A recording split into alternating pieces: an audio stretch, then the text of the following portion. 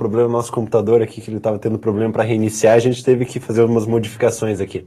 Mas então vamos lá, pessoal. Hoje a gente vai fazer a disciplina, né, de Fundamentos de TCC e eu estou aqui com a professora Marília. Boa noite, professora. Tudo bom? Boa noite, Júlio. Boa noite, alunos. Então, pessoal, vão enviando aí as perguntas que vocês tiverem durante a explicação da professora aqui que a gente vai respondendo. Então vamos lá, professora. No que consiste a avaliação dessa disciplina, né? Porque ela não tem uma prova da disciplina, né? Então, Júlio, nessa disciplina a gente tem o diferencial que a avaliação consiste na entrega do projeto de pesquisa. Esse projeto de pesquisa consiste na descrição do que se pretende realizar no trabalho de conclusão de curso. Ao final da disciplina, o aluno sai então com esse projeto de pesquisa para um professor orientador e esse professor pode adequar esse projeto, enfim, ele pode sofrer alterações posteriormente. Uhum. Você poderia comentar um pouco sobre a introdução do artigo? O que é pedido, o que consiste fazer a introdução do artigo? Então, Júlio, a introdução, o objetivo dela é informar o que vai ser pesquisado e o porquê dessa pesquisa. Então, é a parte do artigo que vai preparar o leitor para entender a investigação, para entender o porquê se está se realizando aquela pesquisa. Então, um dos pontos mais importantes da introdução é a justificativa, ou seja, por que eu escolhi aquele tema e por que esse problema de pesquisa é relevante. Então, a introdução ela deve ser organizada com o propósito de despertar o interesse do leitor para os achados da pesquisa. Então, eu vou descrever o meu problema de pesquisa, justificar a minha pesquisa e, nesse momento, despertar o interesse para que o leitor conclua, então, a leitura do artigo e descubra que achados foram apresentados. Uhum. E o que é importante para não correr o risco de cair no plágio, né? No referencial teórico, como que é importante fazer isso? Então, essa é uma pergunta bem importante, né? O plágio, ele nada mais é do que você fazer uso de um texto de autoria de outra pessoa. Então, para evitar isso, como numa pesquisa científica a gente vai fazer uso de várias referências, a gente precisa estar atento ao uso das citações, que é o uso adequado das citações que devem ser sempre seguidas da fonte onde foi extraído. Existem dois tipos de citações que a gente pode fazer. As citações diretas, que é a transcrição literal do que foi extraído do texto, e nesse tipo de citação, você identifica se ela for até 3 linhas com o uso de aspas, e mais do que 3 linhas em tamanho menor, recuo 4, então tem toda uma sinalização para declarar que sim, estou transcrevendo na íntegra aquele trecho. Além, é claro, de estar identificando o nome, nome do autor, ano da publicação e o número da página onde foi extraído. Nas citações indiretas, você vai fazer o quê? Você vai ler o texto e você vai reescrever com as suas palavras, baseado no que o autor disse. Então, isso é possível também. E aí também, atentar para identificar autor, ano da referência, e em alguns casos você pode até identificar a página também. Uhum. Vamos responder algumas perguntas lá que o Danilo Tonetti perguntou. Boa noite. Na aula inaugural que tivemos no início do curso, o professor da Unicentro falou que uma das modalidades de TCC seria uma espécie de estudo de caso relacionando a gestão, que seria a apresentação de uma situação-problema que vivemos no dia a dia e como se deu a solução. Né? E teve outra pergunta, acho que é a mesma, né? Ali, na disciplina. Isso. Na disciplina fala, né? Isso, daí tem outra pergunta que na disciplina fala apenas em artigo científico, né? Que foi também falado na aula inaugural. Então, na verdade, ele pergunta ali, né, o que o professor falou na aula inaugural não procede? Então, procede sim, porque uma das formas de realização da pesquisa é justamente o estudo de caso. Então, um dos métodos de pesquisa é o estudo de caso. Então, você tem uma situação-problema, você vai estudá-la em profundidade, isso é o que caracteriza um estudo de caso, e aí você apresenta esse estudo de caso na modalidade artigo científico, né? Porque o artigo científico nada mais é do que uma modalidade de trabalho científico. A gente pode apresentar esse estudo de caso que foi realizado como um TCC, uma monografia, que aí tem um número de páginas maior, né, tem toda uma estrutura, ou eu posso apresentá-lo em forma de artigo científico, que aí já tem um número de páginas limitados, a gente já vai descrever aspectos, os principais achados da pesquisa, porque não vai caber, né, dentro daquele número limitado de páginas. O artigo, ele é encaminhado para uma revista científica, então por isso que é diferente. Então o estudo de caso, sim, é um dos métodos que a gente pode estar utilizando para realizar o trabalho de conclusão de curso, que pode ser publicado em forma de artigo científico. Uhum. Você falou do estudo de caso, professor, e quais são aí umas dicas para metodologia, né? Bom, isso é importante, né? Então, a gente, ao descrever o método que a gente vai adotar na elaboração da pesquisa, a gente tem que supor da seguinte questão: qualquer outra pessoa que adotar os mesmos procedimentos que eu deve chegar a resultados semelhantes, né? Então, por isso que a descrição do método é tão importante. Então, um guia que pode me indicar se eu estou tendo um conteúdo adequado na metodologia é justamente esse. Qualquer outra pessoa que pegar o meu método consegue realizar a mesma pesquisa com outra população, né? E daí, a partir disso, encontrar achados semelhantes ou não, né? Então, um método ele tem que estar bem descrito, todos os detalhes. Eu tenho que apresentar a característica do meu estudo, por exemplo, se ele é um estudo de caso, se ele é uma pesquisa quantitativa, se ele é uma pesquisa qualitativa, se ele é uma pesquisa que mistura os dois métodos, né? Descrever a que população se refere, como que eu vou chegar até essa população, quais serão os critérios de inclusão e exclusão, quais serão os procedimentos que eu vou adotar para a coleta de dados, eu vou fazer entrevista, eu vou aplicar um questionário, eu vou fazer observação, né? A análise de dados, eu vou usar estatística, eu vou usar análise de conteúdo, enfim, tem que descrever detalhadamente para que a gente tenha uma metodologia bem escrita e que possa ser, então, publicada. Uhum. A Camila lá perguntou, só um pouquinho, Camila, o meu será documental, só expressão de dados, tem algum problema? Não, pelo contrário, a pesquisa documental ela é muito importante, porque às vezes a gente tem um banco de dados muito extenso que nos pode, rico em informações, que a gente pode transformar em dados. Por exemplo, prontuários, a pesquisa só em prontuários é um tipo de pesquisa documental muito útil. A análise de normativas ou de protocolos é uma outra modalidade de pesquisa documental que é tão relevante quanto uma entrevista, né? Então não tem problema nenhum. Uhum. Às vezes alguns alunos ficam na revisão bibliográfica, né? E às vezes confundem que talvez o artigo todo é fazer revisão bibliográfica, né? Sim. Isso tem que cuidar um pouco. Né? Tem que cuidar. A pesquisa bibliográfica também é um tipo de pesquisa útil também, mas ela tem que ser trabalhada com cuidado, porque existem vários tipos de revisão. Existe aquela que vai descrever os tipos de artigos que foram publicados com aquele assunto, e aí geralmente ela é uma pesquisa quant, porque ela vai descrever porcentagem, tantos foram publicados em tal ano, tantos tinham esse objetivo, tantos aqueles, e assim sucessivamente. E a gente tem um outro tipo de revisão, que é a revisão integrativa, por exemplo, onde a gente vai fazer um apanhado geral sobre o assunto, né, e com base em toda uma literatura, e vai descrevê-la, no artigo. E a gente faz isso, independente do método de pesquisa que a gente utiliza, a gente vai descrever uma revisão de literatura. Mas a gente não pode negar que existe também um tipo de pesquisa, que é a pesquisa bibliográfica, tão relevante quanto as pesquisas de campo também. Uhum. E em relação ao texto, de modo geral, quais dicas que você pode dar aí na hora de construir o texto? Então, existem algumas qualidades que são muito apreciadas em um texto científico, né?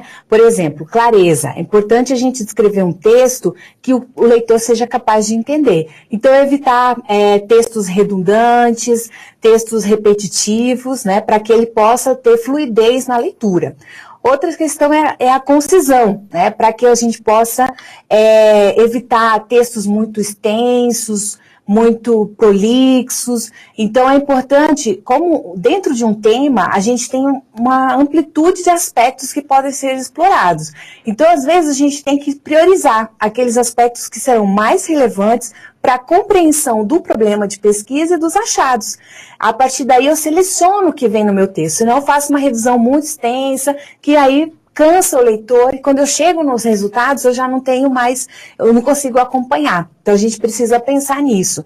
A questão da exatidão, né? Então usar fontes confiáveis, de preferência artigos científicos, livros, evitar fontes informais como blogs ou outros sites, né, que não tenha relevância científica, evitar o plágio. Né? A sequência lógica de apresentação de fatos e argumentos é muito importante para assegurar uma continuidade na leitura. Por isso existe uma estrutura do trabalho científico, né? Começa lá com a introdução, aí tem a revisão de literatura, a metodologia, a análise dos dados e a conclusão. Essa estrutura favorece essa sequência lógica, né? E favorece também com que a gente consiga entender como foi planejada essa pesquisa e aonde essa pesquisa nos levou. E, além disso, a questão da elegância, né, para atrair a atenção do leitor. Para isso, existem várias normas de formatação, como a ABNT, e as próprias revistas, cada periódico, tem as suas normas específicas, justamente pensando no layout para que seja agradável a leitura. Uhum. A Camila está perguntando em relação aos orientadores, né? Quem que serão os orientadores, como que será dividido? E se teremos o professor no polo. Acho que você pode aproveitar essa pergunta também, professor, e falar até onde que vai essa disciplina, né? Porque às vezes alguns alunos podem achar que tem que entregar o artigo completo, né, no final da disciplina. Então, o objetivo da disciplina é que vocês saibam escrever um projeto, independente do tema, independente se vocês vão desenvolvê-lo ou não. No caso do curso, a gente agrega as duas coisas. Então, já sai da disciplina aqueles que conseguirem, né, já sai com o projeto praticamente pronto e vai para um orientador. Sim, vocês terão um orientador que eu recomendo que vocês procurem o tutor para que ele possa dizer quem são esses professores, né? Como eu estou na disciplina de fundamentos, eu não sei dizer quem serão, mas o tutor saberá. Então, vocês podem procurar o tutor e ele vai dizer como que acontece essa dinâmica de divisão entre os orientadores e cada um de vocês. Uhum. Tem mais uma pergunta? Acho que não ainda, né? Então tá. Vamos falar aqui um pouquinho sobre se alguém que mude de ideia no meio da disciplina aí, pode mudar o artigo depois? Pode, inclusive é o que eu estava falando, né? A disciplina, o intuito é que vocês saibam elaborar um projeto, independente do tema. Então, de repente, eu comecei a disciplina com uma intenção, acabei lendo, achando outras propostas mais interessantes. Pode mudar, não tem problema nenhum. Inclusive, o projeto de pesquisa que vocês entregarem na disciplina, vocês vão encaminhá-lo ao orientador, né, quando vocês souberem quem é, e de repente o próprio orientador pode sugerir uma alteração, vocês mesmos podem chegar a um consenso e manter ou não manter esse projeto de pesquisa, então não tem problema nenhum. Pelo contrário, né, a etapa de planejamento, ela é justamente útil para isso, para que a gente possa rever, repensar, de repente delimitar melhor o projeto, para saber se é isso mesmo que a gente quer, se não é. Então, é nesse momento que a gente que pode mudar de ideia, não tem problema.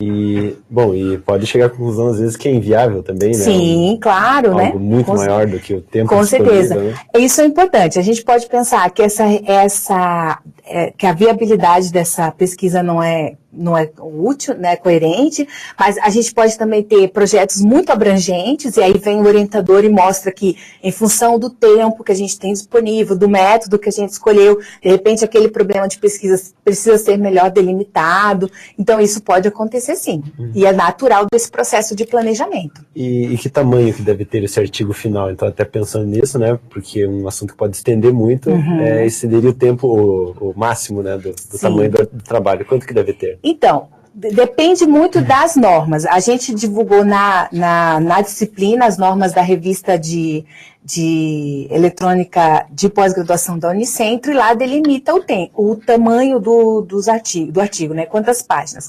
Em geral, ela gira em torno de 12 a 20 páginas, contando as referências, né? Então, vocês podem procurar lá no material que foi disponibilizado na disciplina para ver qual é o limite que as normas da Unicentro trazem. Uhum. E quem está com dificuldade aí para delimitar o tema e o objetivo, né, no trabalho, o que pode fazer para... Então, a definição do problema, ela inicia com a escolha do tema. O que a gente pode pensar em relação ao tema? Primeiro, aquilo que a gente tem afinidade, né? Porque, às vezes, vai dispensar muito tempo, vai despender, né, muito tempo de leitura e tal. Então, às vezes, é difícil se a gente não tem afinidade com o tema. Então, a gente pode começar por aí. Outra questão é fazer uma pesquisa bibliográfica sobre o tema e ver o que foi publicado nos próprios artigos. Eles já delimitam, né, algumas situações. Por exemplo, aqui tem uma lacuna, aqui a gente ainda precisa pesquisar alguma coisa, e geralmente no último parágrafo, lá nas considerações finais, os autores indicam que aspecto que pode ser melhor trabalhado em outras pesquisas. Então, uma dica é isso, você escolher um tema lá, aí você vai ler o artigo, faz essa pesquisa bibliográfica e vê o que os autores estão sugerindo de pesquisa. Aí você pode ter um caminho aí para entender e para elaborar um problema de pesquisa. Outra situação que eu achei bem interessante, né, de dica para a gente pensar, é o seguinte: tem um site disponível na internet que orienta pós-graduandos e dá várias dicas. E eu tirei um trechinho que eu achei bem interessante que ele traz. Ele fala o seguinte: a tarefa não é tanto ver aquilo que ninguém viu, mas também pensar o que ninguém pensou sobre aquilo que todo mundo vê. Então, a gente não precisa pensar em um tema que seja inédito. Nunca ninguém pesquisou isso. Não, a gente não precisa ir por esse caminho. E, principalmente, não num projeto de especialização. Geralmente, esses trabalhos mais inéditos ficam para teses de doutorado, onde a gente tem mais tempo para trabalhar, né? Aqui, sim, a gente pode ver temas que já foram bastante explorados, mas que sempre tem uma faceta que pode ser melhor descrita, explorada mais. Então a gente pode partir por aí.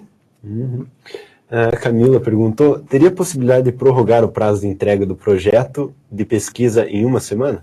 Bom, Camila, isso teria que ver com a coordenação do curso, né? Então os prazos são estabelecidos pela coordenação, né? Eu não tenho autonomia para isso, mas dá para entrar em contato com a coordenação e verificar essa possibilidade.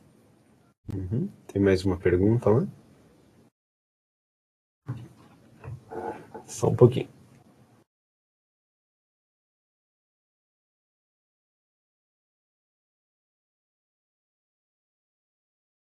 É da Camila Varoto. Nós teremos quanto tempo para entregar o TCC completo? A última prova será 18/11. Teremos férias para fazer isso até a entrega em abril?